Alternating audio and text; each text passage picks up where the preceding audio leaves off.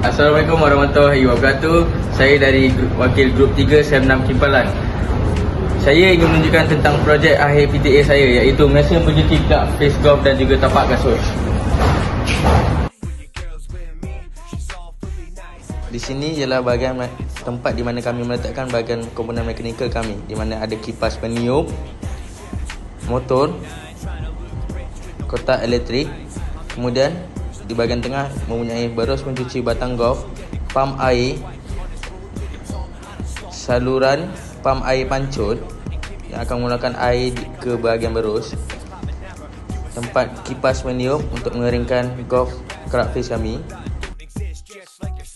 Kompartmen terakhir ialah mempunyai berus tapak kasut, di mana tempat kami membersihkan tapak kasut. Cara pengoperasi mesin: ambil plug, kemudian sambungkan kepada soket yang berdekatan. Hidupkan plug tersebut.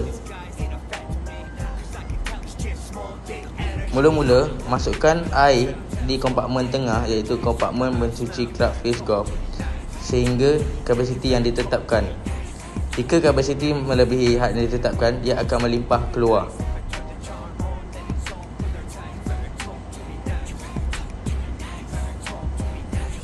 Kemudian tekan switch on untuk melihat pengoperasian berjalan dengan betul dan baik.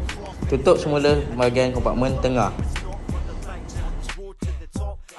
Seterusnya, masukkan batang kayu golf ke dalam lubang yang telah disediakan. Kemudian, kita perlu mengawal kayu golf tersebut agar pembersihan dapat dilakukan dengan sempurna. Seterusnya, tekan switch off pada mesin pembersihan dan tekan switch on untuk mesin pengeringan. Batang kayu golf dimasukkan ke dalam kawasan pengeringan, di mana terdapat angin yang dapat menjatuhkan air yang melekat pada batang kayu golf tersebut.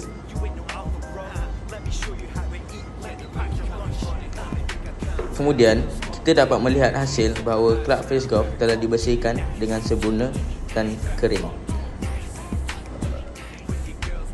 Terusnya adalah pengoperasian pembersihan tapak kasut. Ini adalah sebelum.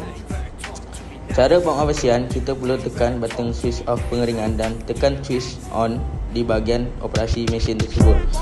Berus akan diputar untuk pengoperasian membersihkan tapak kasut.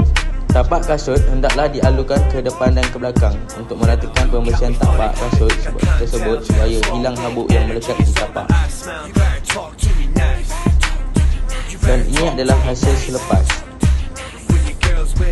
Sekian, terima kasih dari kami grup 3, iaitu mesin pencuci kelab face golf dan juga tapak kasut.